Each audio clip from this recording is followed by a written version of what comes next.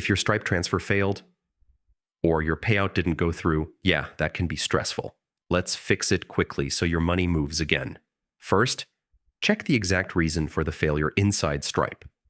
Stripe usually tells you what went wrong, like incorrect bank details or account issues. Most common issue, incorrect bank info. Double check your account number, routing code, and account name. Next, make sure your Stripe account is fully verified.